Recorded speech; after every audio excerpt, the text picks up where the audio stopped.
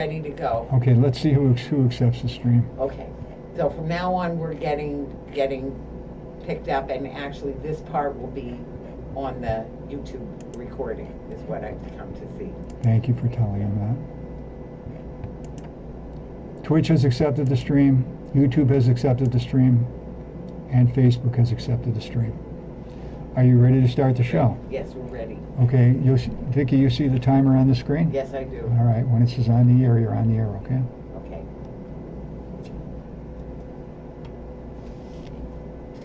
Welcome to Talking Peace with the Western New York Peace Center, being recorded here at Think Twice Radio in the home of the future, also the home of our friend and producer Richard Wicca.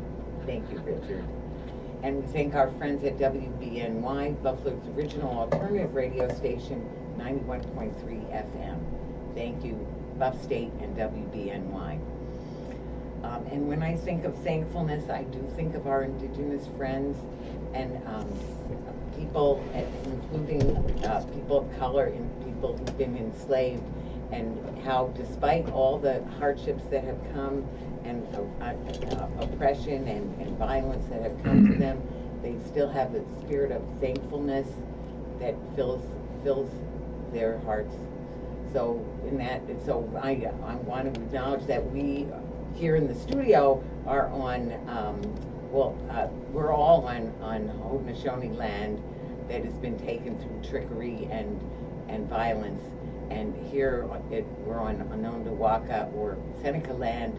I want to acknowledge that as well, and acknowledge that the enslaved people that have been brought here also just have endured terrible things, such as the massacre at Tops on May 14th, 3 years ago today as we're taping this show. So with all of that acknowledgement, I also want to say that the thankfulness comes so beautifully in the Ganonyo, that is the traditional indigenous way or Haudenosaunee way of starting things. So we're very grateful to have with us Grandell or Bird Logan, who will open the show with a Ganonyo. So Bird.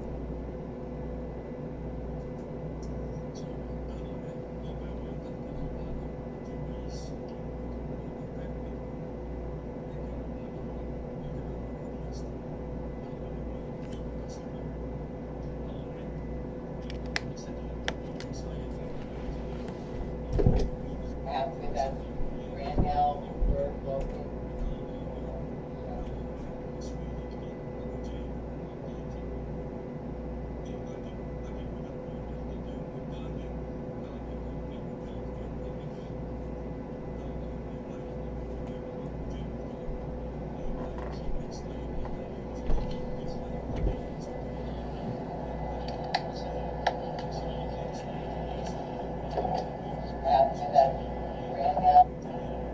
As the massacre.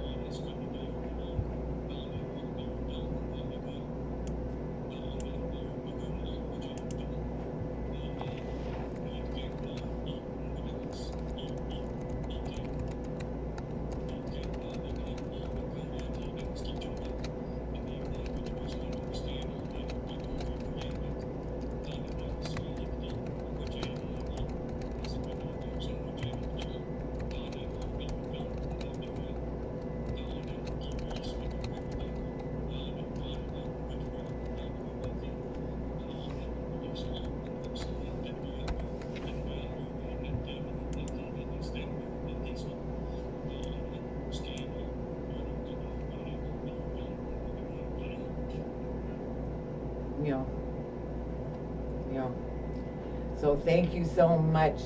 So I just want to say it is so important, that thankfulness, and looking, starting from Mother Earth and looking all the way up at all the different elements and the plants and animals and so much beauty, so much, all the things that we need if we only don't reckon that we're so grateful. So Agnes Williams has taught me well. If I want to say, first of all, our topic is Rethink STAMP. So the stamp plant, there is plenty to talk about rethinking it, let's just put it that way. So it needs to be radically rethought before more damage is done. And so as Agnes has taught me, we need to go counterclockwise. So going counterclockwise around the circle, I just want to introduce Sarah Howard, who is an environmental consultant for the Tonawanda Seneca Nation, especially around the stamp plant. And then we have Chris Abrams, who is part of the Tonawanda Seneca Nation and Beaver clan. And then we have Logan Bird, or I should say Grandell Bird Logan, and who's also with Tonawanda Seneca and who is here and is a spokesperson. So thank you all for coming. So what we like to do is to go around on values, sort of when we think about rethinking STAMP or thinking about environmental issues, what are the values that we want to think of? So what are the values or the attributes or the kind of behaviors or principles that we think are important to think about? So I think we can all just go around and start with you, Sarah, if you're willing, and we'll just go around. Just a couple of, an idea or two of the principles that you think most important, values. Thank you so much, Vicki, for having us here, and thank you for the question. To me, the values that are most important are justice and a relationship with each other and with the earth, and gratitude, which is already been named but can't be named enough. Right. Those are so beautiful. Thank you so much. Yes, they're all so clearly needed and vital to this topic. And Chris? Yes, as with the motto, that is the value that we live around the values as us taking care of the earth. So to stand needs to stop step right now, as you said, prevent from damage to it. What's the line? Right. Continue with the status of limited as long as the United States concerned. We can think of something that will be chicken, as fries, quick, as quick to be doing the things that should to be there, but yet to continue to protect us and yet there is no value in there. So So those are to the banana and have us guide us. so beautiful. So those values, that importance is vital, and trying to maintain all of it. So, and Bird, Grandell.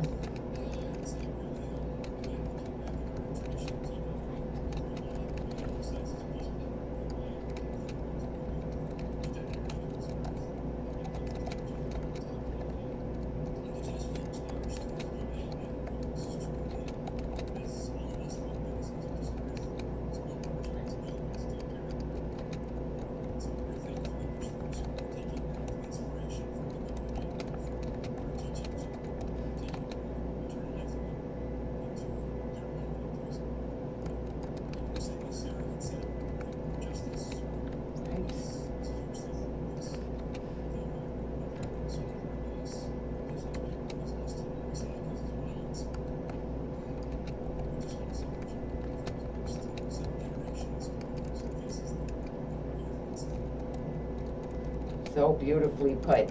I just want to remind you that yes, we have some echoing going. So thank you. So I just want to, first of all, thank you so much for those values, and they're so beautifully put, the way you put them.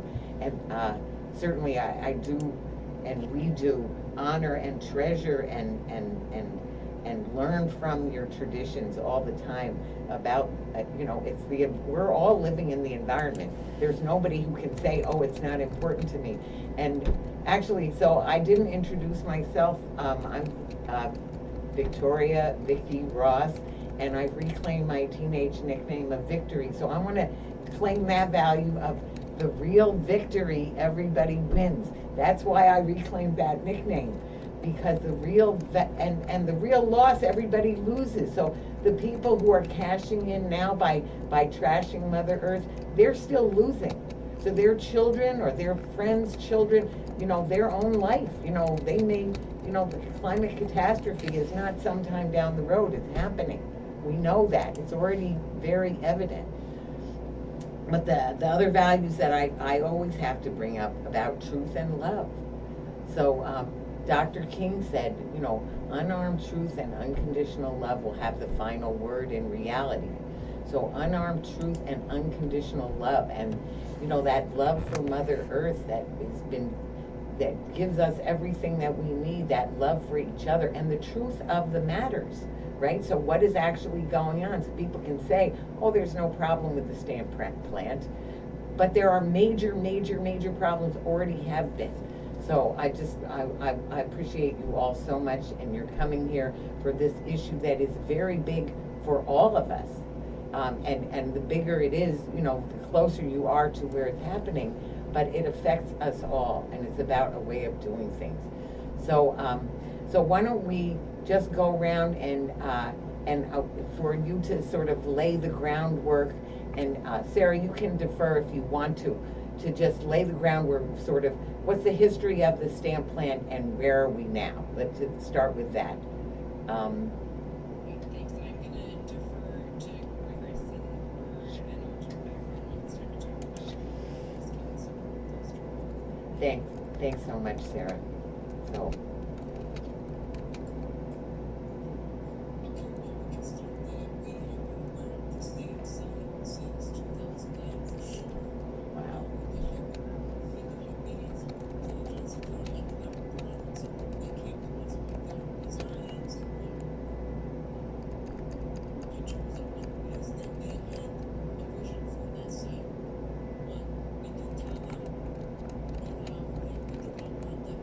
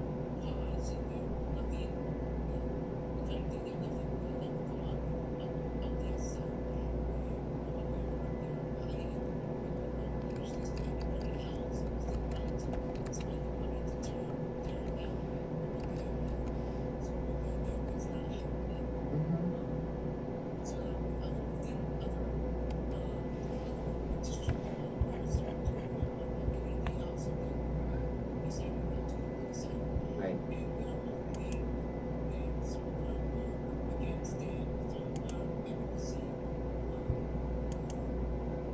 the allies and others to take on our cause, not only because to defend not just our territory, but defend what's around us, which includes the national wildlife, Yes. refuge in John White Industrial Area, as well as Tonawanda State National Area.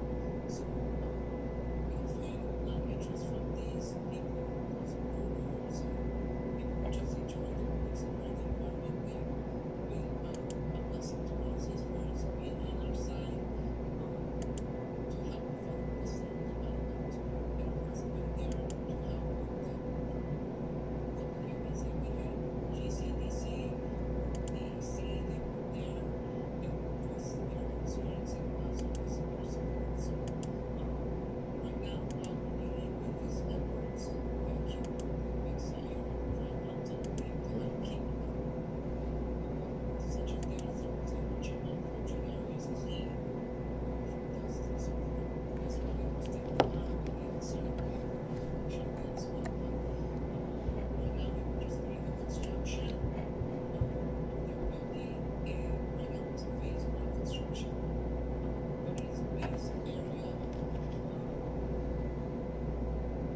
It was so shocking to see, to see that kind of development going on in such a rural area and how it will change our environment as of just living in a rural area. It's going to keep going. And so now that we have to deal with the other side of the Beaver, that's going to be massively what efforts is. I'm saying there it's going to be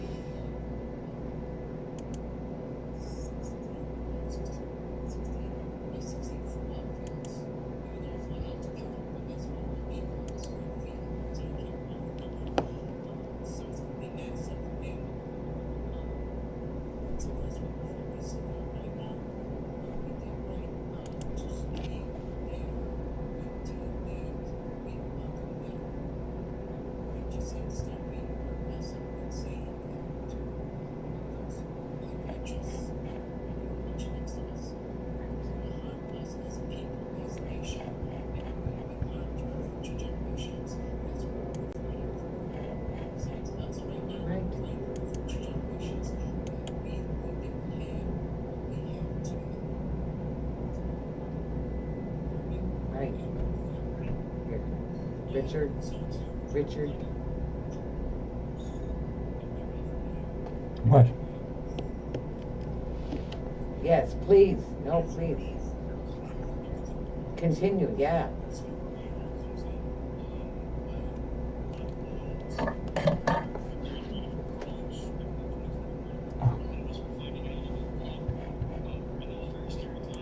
Right.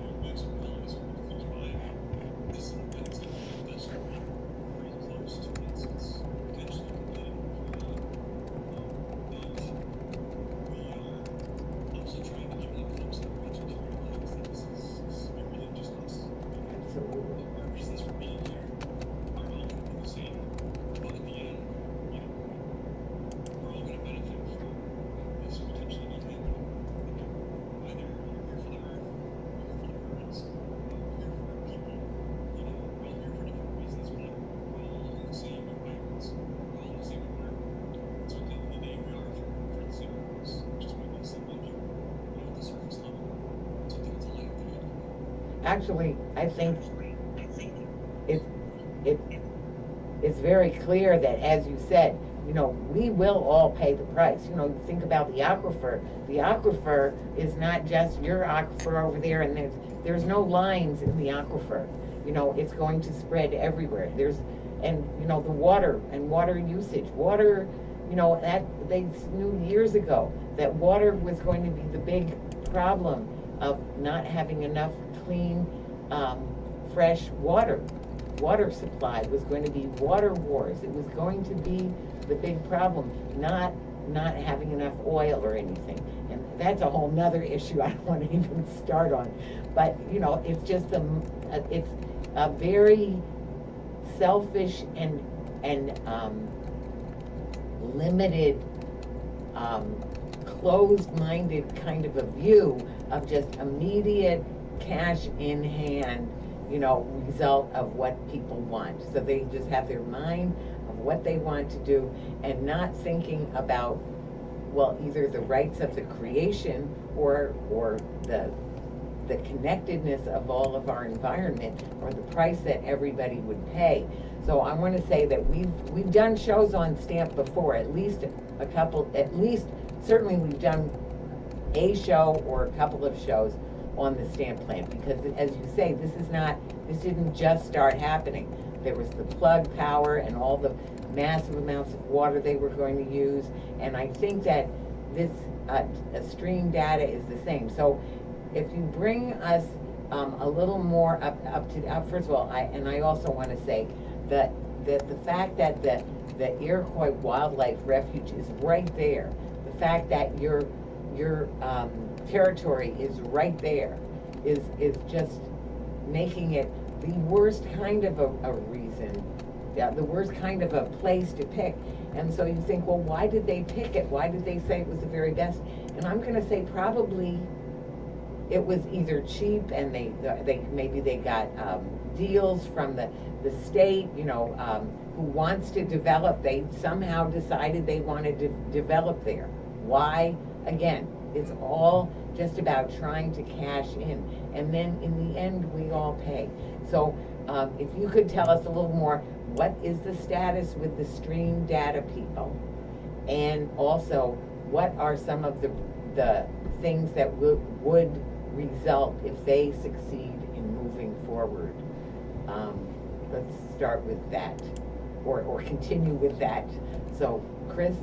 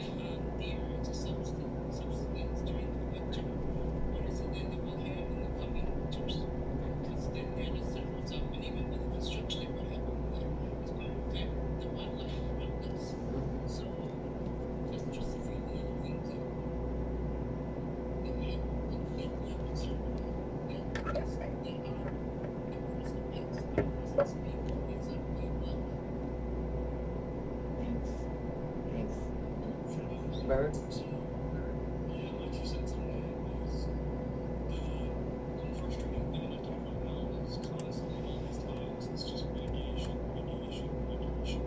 Because there are a certain amount of risks that's involved. Given the climate crisis that we're coming into, we didn't realize that we should run risk when it's acceptable. But in this period of time, we should be extremely protective of our environment. And so it's extremely frustrating, as Chris was saying, to be contemplating a site that's going to be so damaging in so many different ways that it's just wrong. We're talking about the water usage that they're going to need to cool down these resources. Data center. Yeah, they say they're going to have to use a little less because we're going to have these chillers on top. We're talking about noise. We're talking about a lot of noise and a lot of power use. And the unfortunate thing is that these issues, they don't necessarily talk about the surface level when it comes time to think about risks. Because we're talking about, let's just talk about sound, for instance. You know, that's going to drive away birds, it's going to drive away deer. And the thing with these animals is they will eat seeds, they eat plants that are growing in that area, and they're very food. They need to be pollinate and so on. This data center could be driving away these things that the environment has done for itself to exist. And the environment has set up for itself to continue. You know, this large center is just interrupting, you know, these natural systems that have been in place long before any of us stepped foot here. And that many of us have been trying to protect since we stepped foot here. You know, it's been a long process, it's been a long fight, and so now we're talking about this data center.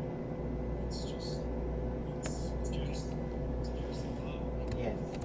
We were talking about too much about chemicals. Any fires that are there that require chemical agents, how are you going to keep track of those once you use them?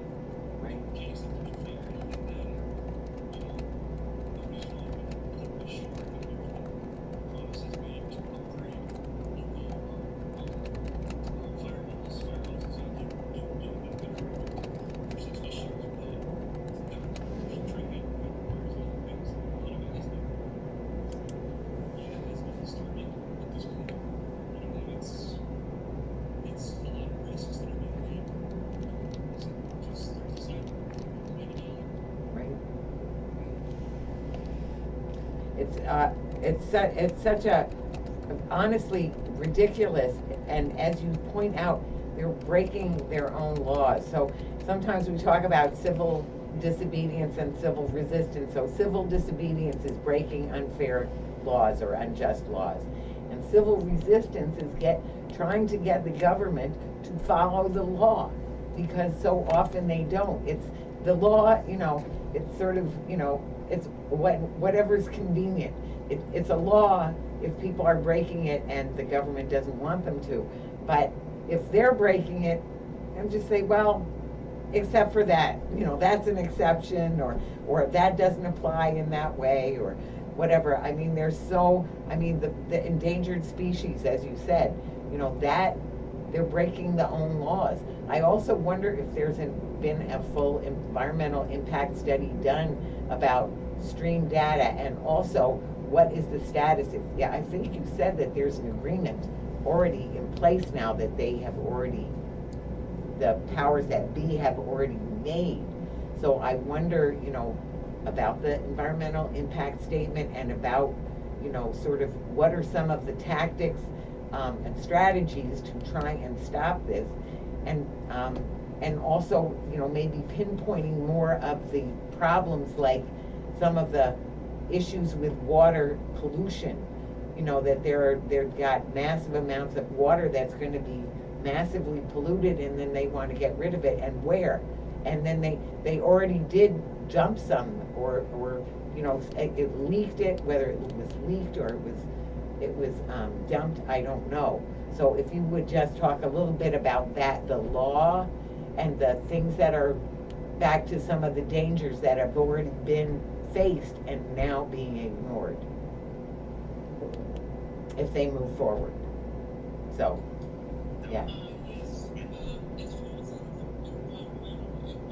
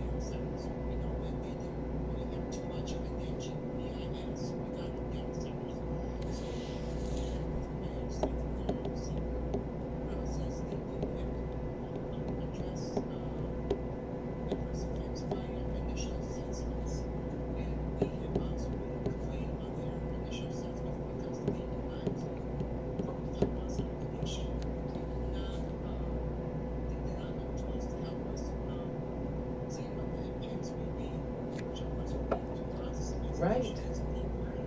So they, through their own process as well, when you talk about breaking laws, there was an LOR developed between the Chevron, DEC, and the Army Corps of how this process would work within the nation, because there was no federal process that would be stated in the LOR, And including the initial assessments. what is an LOR, please? Federal resolution. Oh. That would state how the process would be, even though it's something that we did not sign, we did sign our comments to help make it a better document from a process that was in place. But again, KCDC chose not to even recognize us in those initial assessments. And they said that if they were to do their review, that they didn't have to look at us because we initially said that they would do a traditional cultural property study. And this traditional cultural property study was where developers need to look at that to see what it is that they are affecting as far as our nation. We did start that process, and then COVID came along, it came to a standstill. We had a coordinator who moved on to another job, so it had been kind of waiting right now to get forward. We do need some guidance on that, so we still need to put something in place to help us finish that. So in place of the cultural studies, we decided to go with a determination of eligibility, which is a process that can follow the criteria of the National Register on historic places. Like through Sherpa, they can recognize that. It's, I would say it's a document that developers also need to look at. Mm-hmm. So we need this eligibility, the amount of people that show. And unfortunately, for a reason we can't fathom that when we start talking about trails, our determination, our ability, we were told that trails are not contiguous to our territory. So even though those trails now are highways, many of them became highways, some became part of the thruway. Right. So we didn't understand how that could be seen as not a contiguous, not part of our land, not part of our ancestral territory. So therefore, the decision by Sherpa that developers were wanting need to look at our territory itself, our 7,500 acres, as they have to consider our ancestral territory. So I'm sure this was infiltrated by GC, because they didn't really outline what there was anyways. So that was kind of knowledgeable, because this is a state agency. So even though they told us that we're not acting like that, we're going to move forward to include all our lands, our ancestral territory.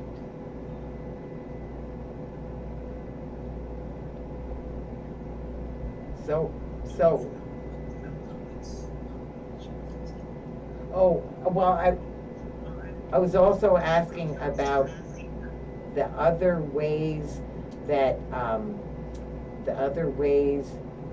the data center will damage things. So you talked about noise, and especially about for the animals, you know, or, so you can just, and pollution talked about the water. and the water. What the situation is on the same side that any runoff will go directly to the pipeline. Any kind of,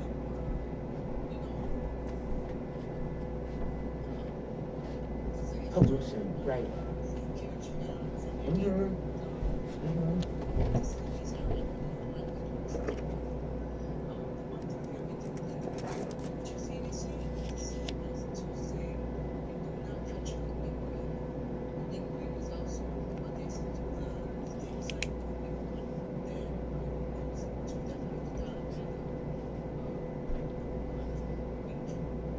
No, say crick. You can say crick. Yeah. Right.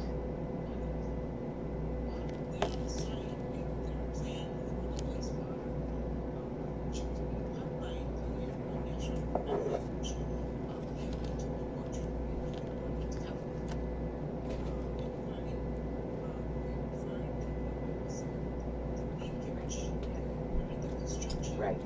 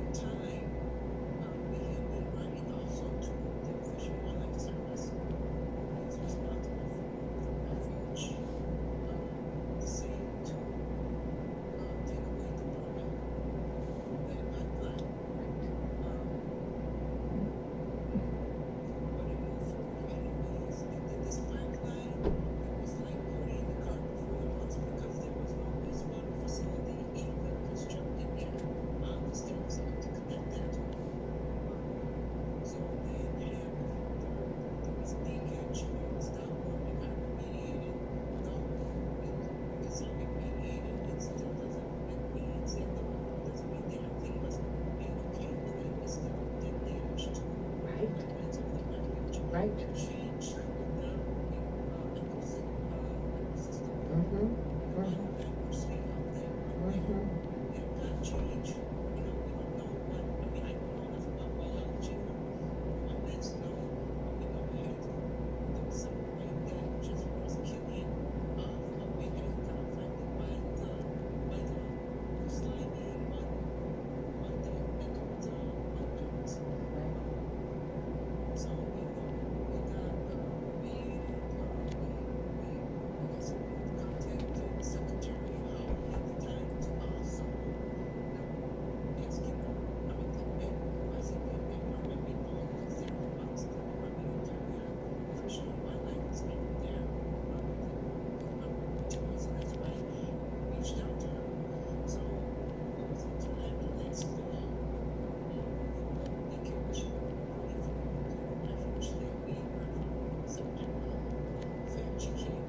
Really?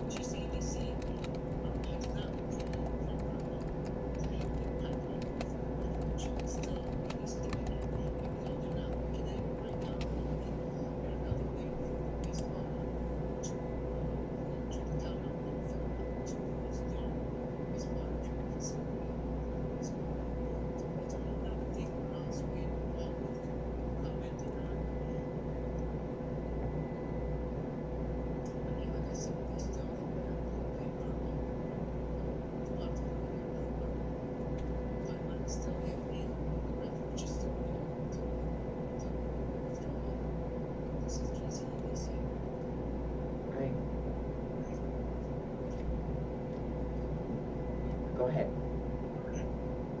Oh, sure. Yeah. Yeah, no, it's just, it's, we're talking about this pipeline, it's very frustrating with the topic. It's the speed of the topic. It's kind of what we're talking about. We understand and everything that almost inevitably fails. At some point, there's going to be an issue. And again, it comes back to that, how much risk do we take the last thing that we really want to do in any of this is be able to say, I told you so. Right. It's the last thing we want to be able to say because then it implies that something can happen. And that's the last thing we want to protect is anything that we do. And so we keep fighting. Just get our voice out there.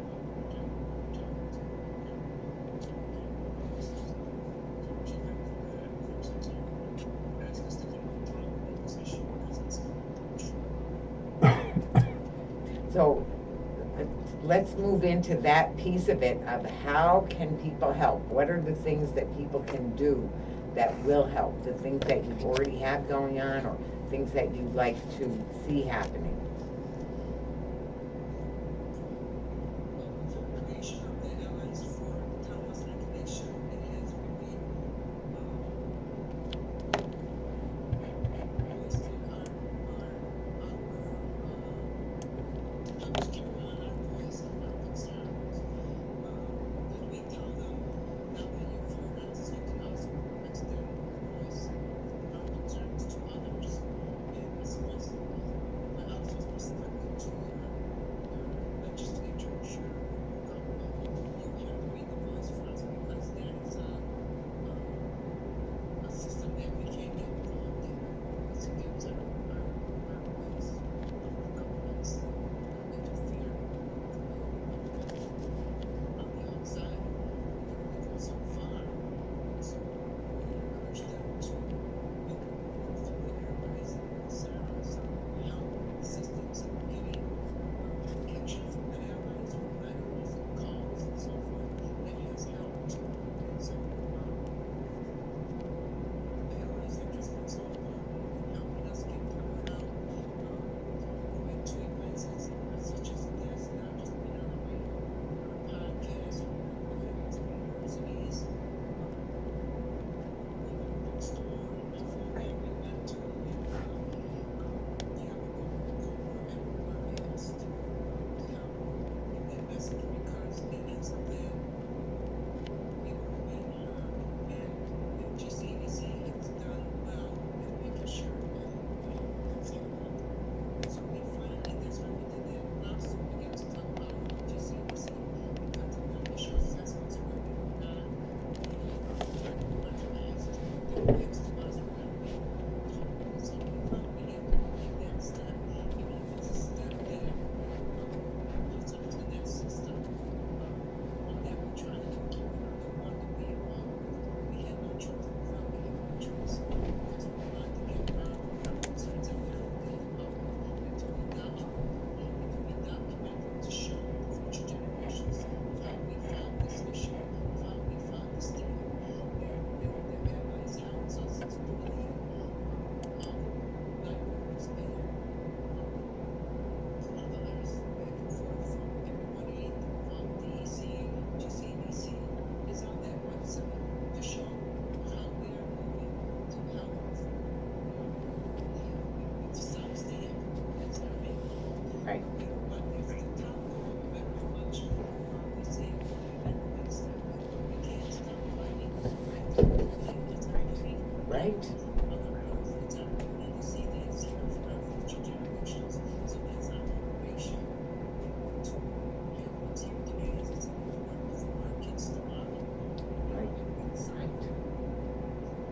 our duty. Everyone has a duty on the roof. So we're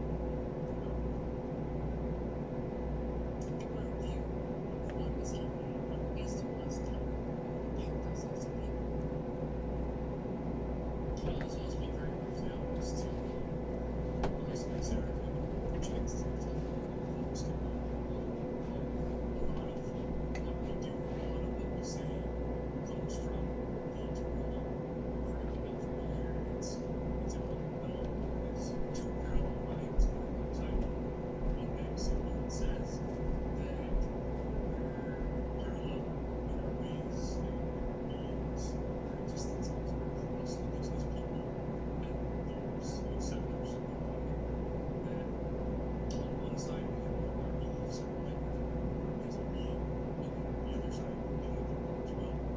And we're not interfering with one another, we're crossing this path, and we're picking basically we're sharing the codes or whatever. And so in that belief, in that vein, we believe that we can vote, we don't vote, we can't have any say, we can't encourage people to, we can't tell people what to do, basically.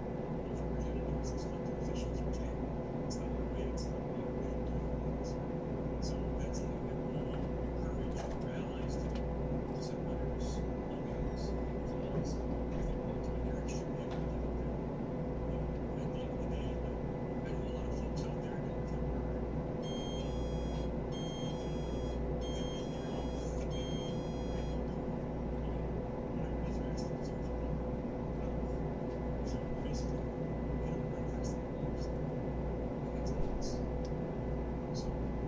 that's where our power comes from.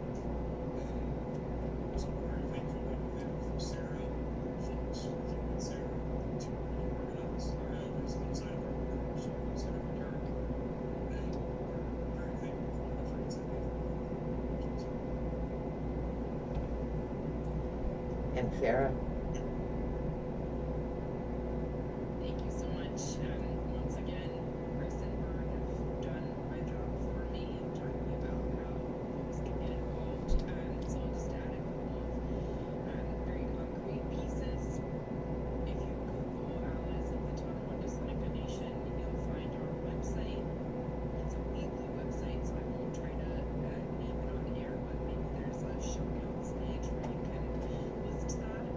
We also have social media. We have an Instagram account and a Facebook page, and there are regular updates posted there. We have a current action alert that is live on all of those platforms, as well as on our link tree, which is linktree/alliesoftsn.com, and that pertains to the data center. So I'll just say again, the data center is very, very, very far from a done deal.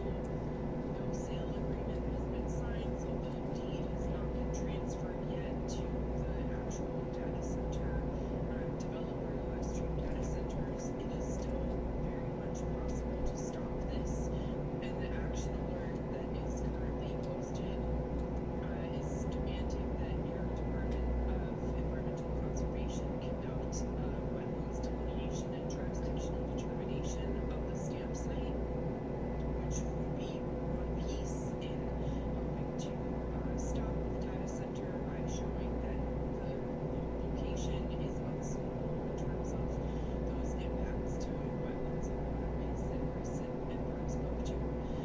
So that is live on the website, on the link tree, on social media, and I encourage folks to check out all of those and to sign up for our Allies of the Tonawanda Seneca Nation email list. I promise it's low traffic. I do not send out a lot of updates or action alerts. It's about 2 a month, I would say, on average. And that is the best way to stay up to date with the campaign, is follow the social media and get on our allies listserv. We do have an upcoming event in Buffalo, so on Monday, May 19th, at the Buffalo History Museum at 6:30 p.m. We'll be screening a discussion of the video that was mentioned, which is called Unheard Voices, the Tonawanda Seneca Nation's Fight for its Way of Life.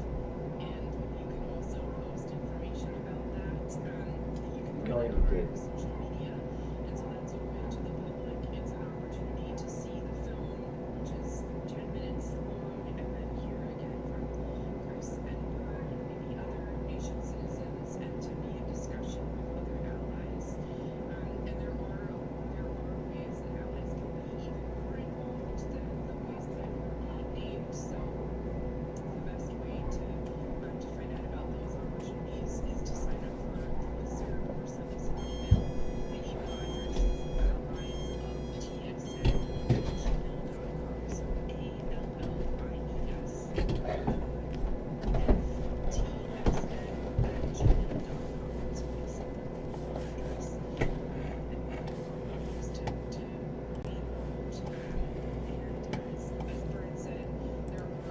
See? It's gone. Yeah, well, because they're using program and not they're using preview, not program. So thank you so much, Sarah, for that, and thank you. You know, I want to say it's so important. First of all, I am very thrilled to say that the event on the 19th, you know, Monday, this coming Monday, the 19th, while people are hearing this show on WBNY, right now we're live streaming, but when people are hearing this on WBNY, it'll be Monday the 19th, the first time. And so for those of you listening at that time, noon to 1 on WBNY, it'll be that very night. If you want to come at what time? It's on the Western New York Peace Center website, just by the way, on our calendar. But remind me. It's at 6:30 p.m. at the Buffalo History Museum. Thank you. Yes. So people should join us there. We're very excited. So the two of you will be there also, or the three of you will be there? I will be Zooming in. You'll be Zooming. But Chris and Bird and maybe other nation citizens will be there in person. Mm-hmm. Wonderful, wonderful. So it's so important, and I think people, you know, many people do realize just how much, first of all, we are all connected. I believe that we're one in the spirit and the whole of creation, you know, and certainly the rights of creation, that people are realizing that the creation has rights that we have trounced, you know, the rights of the creatures, of all of the creatures, and just of the creation itself that we have ignored, you know. So there's such a need for getting the powers that be to really pay attention to the needs of people and the planet. People and the planet have to come first. You know, not the almighty dollar, not the bending of the rules to just make another buck or to keep the different companies happy, or, you know, meanwhile the price that we all pay is just a terrible thing. That we must stop things from going this direction. And all I can say is, you know, this has been Talking Peace, and together we've been talking peace in truth and love. So here's what I need to tell you, and for anybody who's listening on the live stream, some of the people who are listening on the live stream already know that there was a problem with the sound again, that meant that the whole first half of the show did not get heard. So Richard asked me, should we keep going? And I said, let's keep going, just so that we at least have what we had. Now, I hate to reconstruct, and there's such a great flow. It was really a great show, and here we are we don't have the first half of it. Honestly, technology and just all these little bleeps. So today has been the day for that. So I want to ask you, is it possible for us to try to reconstruct, you know, at least, let's say, 20 minutes of the show, of the first show? So I hate to ask you all this, but what do you think? So we could do it the same way we did before, and then I'll just start it. And now it has us on the air. Oh, so he started us on the air. So I'm going to say, if your game, we'll start all over again now. Okay? And we'll just try to recreate the first half, which was sort of setting the stage. Okay, very good. Welcome to Talking Peace with the Western New York Peace Center, being recorded here at Think Twice Radio in the home of the future. Also the home of our friend and producer, Richard Wicca. Thank you, Richard. We also thank our friends at Buff State. Buff State is coming out of, WBNY, which is Buffalo's original alternative radio station, comes out of Buff State, now Buff State University. We thank our friends at WBNY and Buff State for broadcasting this show.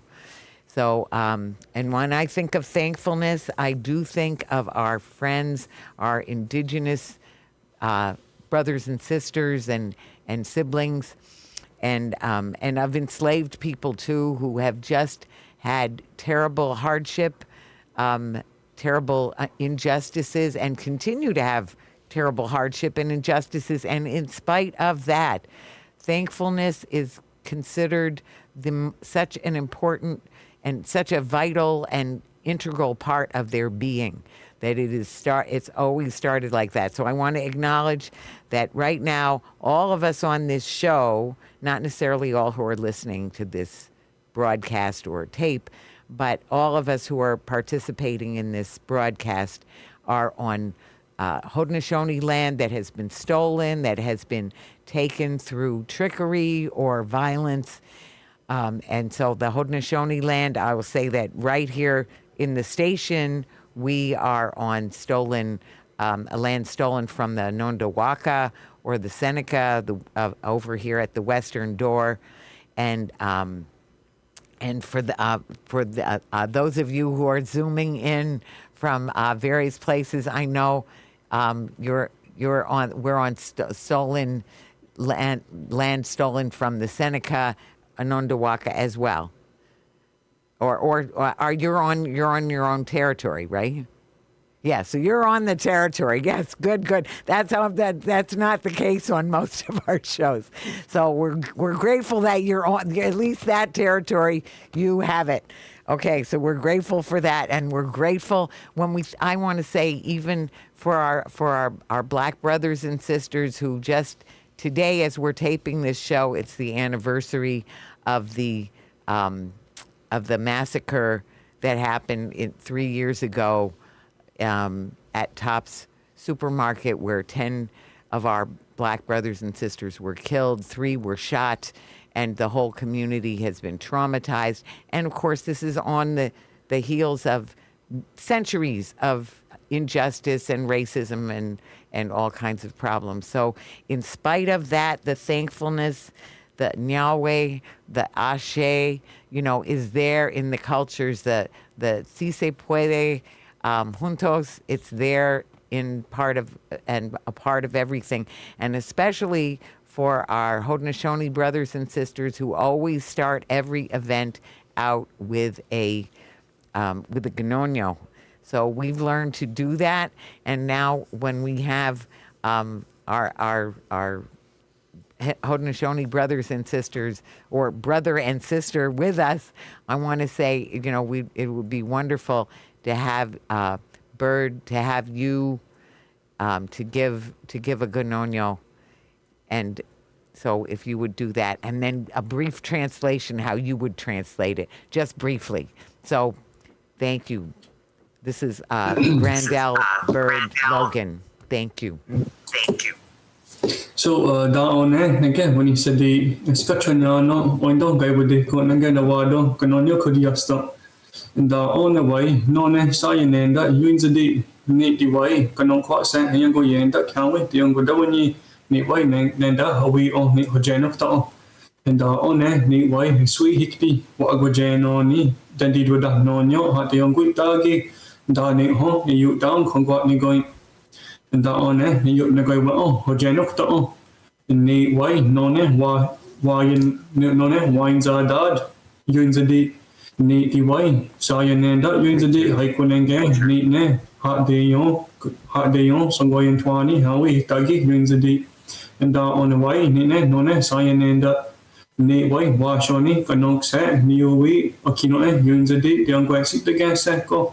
Haikuanenge, ni ne, hot the ungwit dagi, Nikogwa, Yunzadi, and on a sweet hickey, what a gojanoni, deity nonio, Akino, Yunzadi, the ungwit sit the gasako, and down it home, may you down, conguat me going, and on the yot nagoy, oh, hojanokta, ni way, no ne, winds of the door, had the good danyani, ni, Sayan and Yunzadi, hot the yon, Sanwayan 20, how we Yunzadajits, ni way, how ni hot de yon after song the younger danzos how we doing the day the younger dawani how we ni yongui and down the way his sweet hickey what go jano ni ha deity nonyo kagwego hawi tagi yuin zadi on ska den dwawi noni and da ne ho ni yu down kong wat ni goi and da on ni yu na goi wa ho janok ta ni wai none sa yanenda yuin zadi ni ha we I mo ga ho senda khawi he gyong ya da jits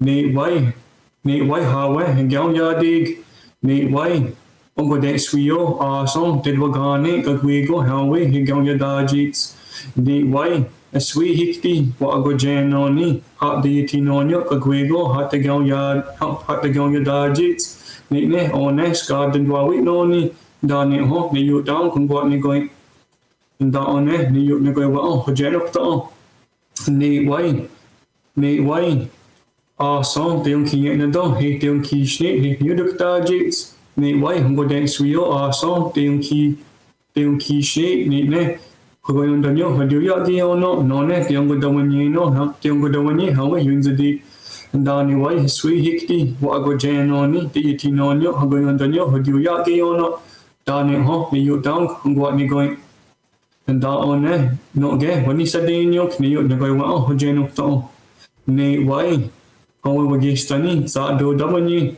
tat kai sayong go tonde hinya manonde ni ho janok ta ni wai no na has ka gon de tushni ni wai ha we ni ne hiyo wa gwego ho kawi ta ni ha wa yun zadi ni wai changa yendak and da ni wai sweet hikti wa go jano ni o tsedwa nonyo sadwa go wana ska ni dayo udong da ni ho ni yu dong hong wa ni goi and da on ni yu na goi wa ho janok ta ni wai hit ke ni kan no endi his ki chondak no ka ya di ne and da ni wai sweet hikti wa go jano ni o tsedwa nonyo song go janok ta da ni ho ni yu dong hong wa ni goi da on sagi wa yi so indong gai wudi ko da ne da no wat ko ni and da nyui wa ke and da on sa ni wai wa yu wa ne swat ni go yen da na da no oru ki ni wai hen ka jet dak ni ne da ka wa no ni ga wa no da ni ne ka ni on ka da ne ho ni yu dong what ni going.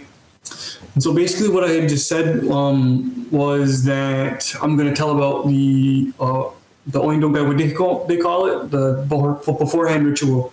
And so basically we do this before, as she had said, any single ceremony we get together for. And really like the reason that the main reason I agreed to do it tonight is because it's very important for folks to hear our language. Both my people and people who are from other places, because it shows that we're still here. You know, we're still existing on our original territories and doing the best we can in this extremely colonized world that we find ourselves in. And so basically, we start off with the people, and because it's what's closest to us. And so what I had said basically was just that the Creator had intended that when He finished the earth, that we have love for one another. And that we use love where we're wandering about on the earth. And then so then I said that we all give thanks to one another, all the people here on the earth. And so from there I moved on to the earth itself, because then we start following into our natural order of how we look at things in this speech. And so I had basically said that the Creator had given us all sorts of things here on the earth, and that when He had finished it, that He had formed this relationship between the people and the earth. And there's a specific way we refer to the earth. We call her Akino e Yuinzade, and that's just basically like our mother, the earth. But then there's another term thrown on there, and that's basically that like it supports our feet or cushions our feet. And so then I say that we give thanks to her, and we extend thanks to her, and then that's how it's going to continue to be in our minds. Then after that, if it was in a setting where I could have more time, I would have moved on to another section of a specific section of creation. And so typically from there I move on to the waters. But this time, what I had said was that when He finished it and He established the earth, He had put all sorts of things here that He knew that the people were going to need. And so that you're all thinking that we're going to give thanks to it all. We're going to extend greetings to everything, and we're going to bundle it all together as one, everything on the earth. And then that's how it's going to continue to be in our minds. And then after that, I moved on to the sky, because as we had said, there's an order here. We start from what's closest to us and go up towards the sky, ending with our Creator. And so I basically done the same thing, that He had said that He's going to have helpers in the sky, and that there's going to be things that we rely on in the sky. And so that we bundle all these things together as one, and we give thanks to all these things, and so that our minds are one. And then we move on to more specific things. And so next I talked about the four beings, these four messengers. And the way they put it is that they like watch over us, and that they kind of like handle us, and they watch over us as we move about on the earth. And so then we extended thanks to them. And then I moved on to Grandell, who had brought a message from the creator, who had really, without getting too much into it, helped our people along in a colonized world. And so then we give thanks to him and for the message that he brought specifically, and then say that our minds are one. And then finally move on to the creator, and that we should be thinking well, because he had done all these things for us, and it's a good thing what he had done. You know, and so basically what I had said this time was that he had said that he's going to live up in the sky world on the other side of the sky. And so then I give thanks to him, and that our minds are one. And so after that, I basically say that I had completed it, and that this time I had said that I'm going to explain, because it's important that you all understand what's within these words. And so I think it pretty much sums up however best I could. And, you know, I'm still learning. I'm still learning how to do this speech. I'm still learning our language. So I appreciate you giving me the chance to explain it. Oh, thank you so much for doing that.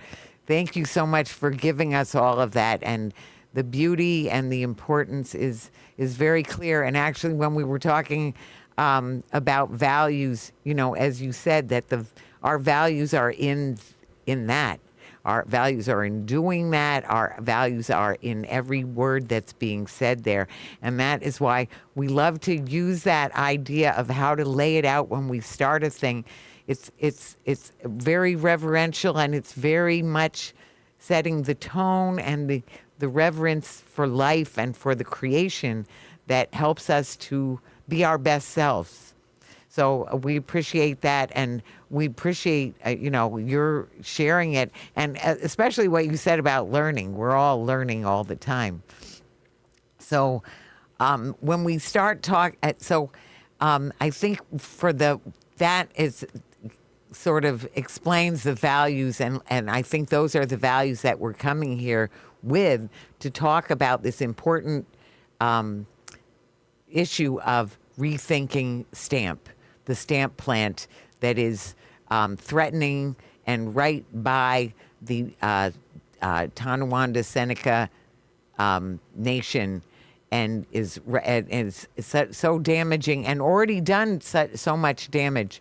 So if you just want to basically explain, and we'll use that format of talking circle where we'll start with you, Chris. And so I just want to introduce Chris Abrams, who is Tonawanda Seneca, Beaver Clan, and also an administrator for the Tonawanda Seneca Nation, and also Grandell or Bird Logan, who is also Tonawanda Seneca and of the Snipe clan, and also a spokesperson for this issue.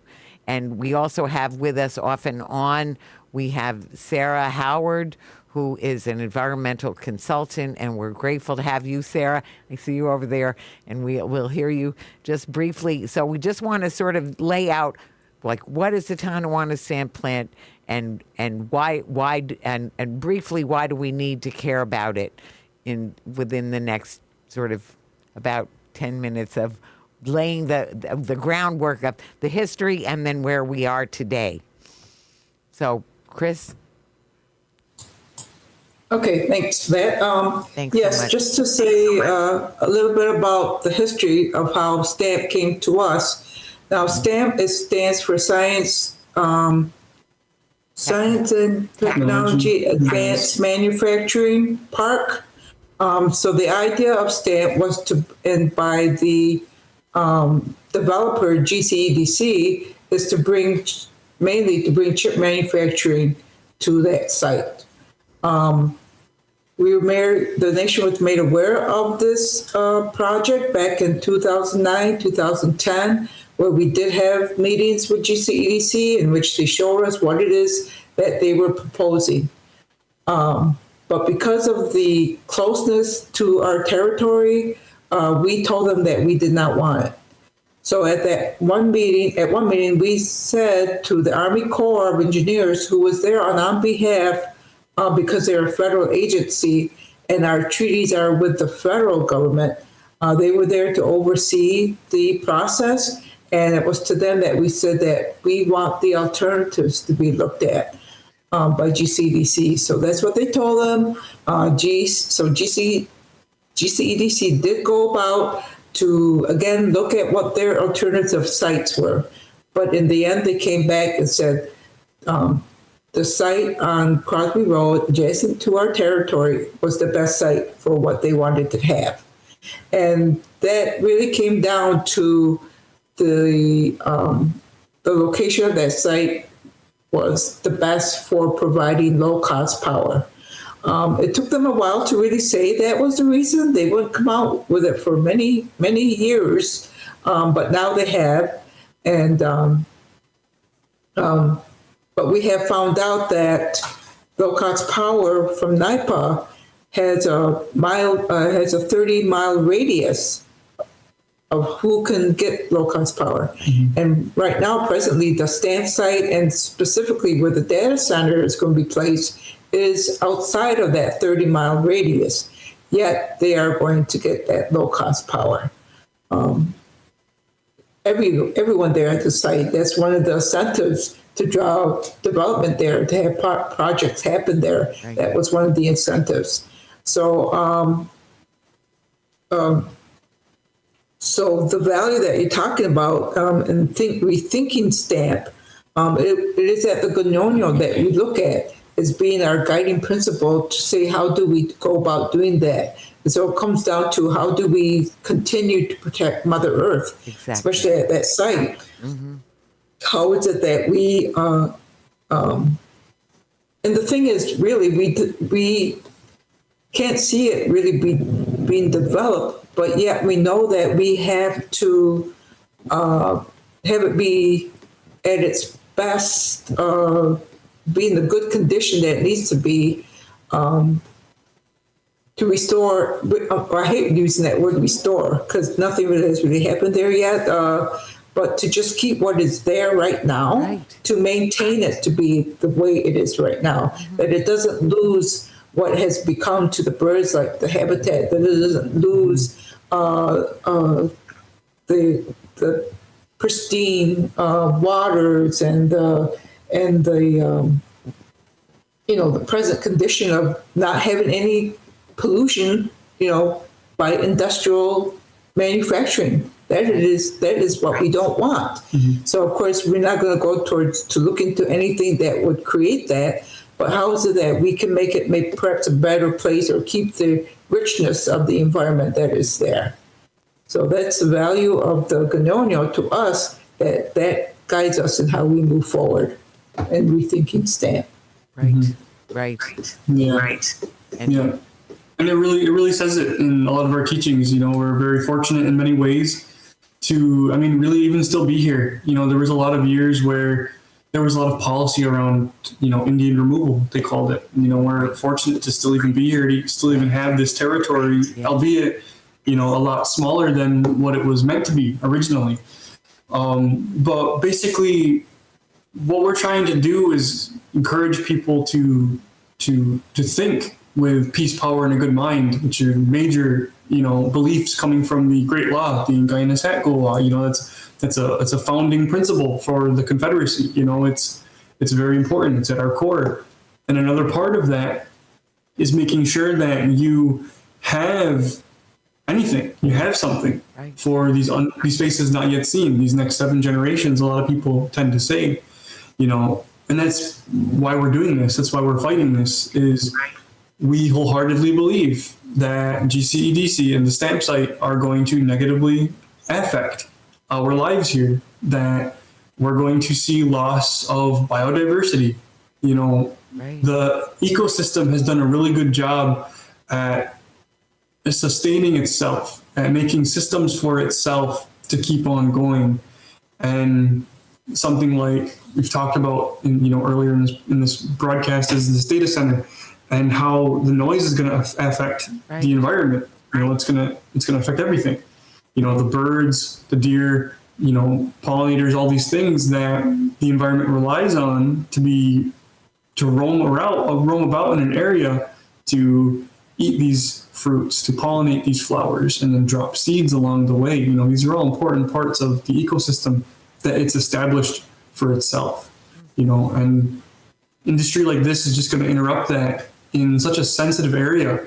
With us and these wildlife management areas, Right. it's just too sensitive.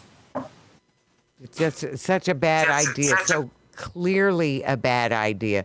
So clearly damaging because it's the very fact that it is so rural. And that's why it would be less expensive, why they wanted to set it up there, because it's all about the almighty dollar.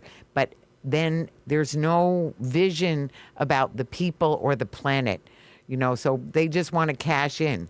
And as far as the law, as far as their own laws about the power, as you were saying, and also about the environmental impact, having an up-to-date environmental impact that is fair about the impacts on the environment and on the people around it, from the pollution, the noise, the leakage, the runoff, the problems, the storage of things that are damaging. So there's all kinds of First there was there've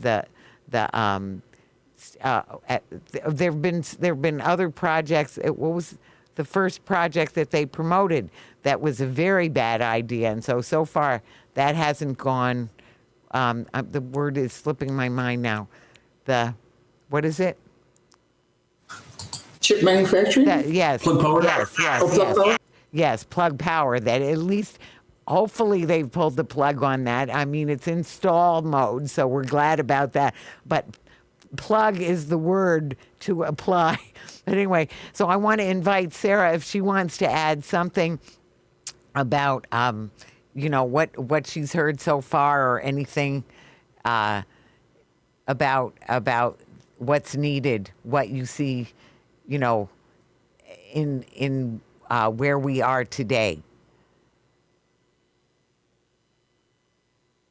So I'm sorry if that sounds so vague, but just, is there anything you want to add to what was just said about the dangers that are there? I think that was very comprehensive. Yes. And I think the only thing I would add, because this is very important to our campaign, is that there will also be impacts. So there will be impacts to the nation, to the ecology, and also to local residents. And there are many local residents who strongly oppose STAMP, and increasingly there are local residents who want to take action in solidarity with the nation to stop STAMP. And there's been a very strong push by GCEDC, by the developer, the Genesee County Economic Development Center, to put across the idea that local residents all support STAMP, and that they haven't heard criticism from local residents, and also that they have done outreach to the nation, and we know that all of that is lies. There are many residents who are strongly opposed, and that outreach has been laughable. So that's what I'd like to add. Thank you for adding that. And I want to add that it's not, there are no walls or clear delineations where one ecosystem starts and the other one begins, so that our aquifer, our very world is all connected. There's no lines the way it shows on maps about territories. It's all one earth. So we all pay the price. If that's going to go down and everything is going to be polluted, or the noise and the pollution and all of the damaging effects to the ecology, it spreads. So we need to recognize that, and we need to make them recognize it. So, I'm just so grateful to have you all on this show. So we need to work together, and we will work together now and in the future, and we're just so glad that you'll be in Buffalo. For Chris and Bird, that you'll be here on Monday the 19th, and remotely Sarah as well. So that is wonderful. It's a great gift to us here in Buffalo. Okay, so first of all, I want to thank you for your huge patience, because we've had all